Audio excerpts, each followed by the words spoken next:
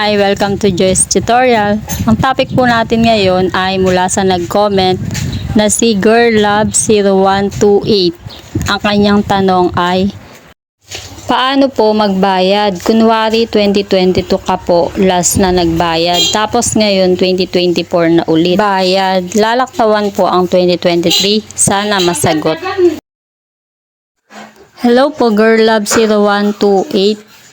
Kung kayo po ay nakapagbayad na ng taong 2022 at hindi na muling nakabayad sa taong 2023 at magbabayad na ngayon 2024, ay hindi po tatanggapin sa PhilHealth ang pagbabayad ng may laktaw.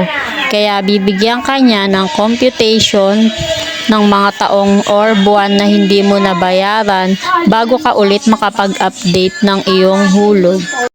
Kailangan po ay mabayaran muna or masettle muna ang mga previous months or year na walang bayad bago ka ulit makapaghulog sa kanila o bago mo magamit ang iyong PhilHealth card.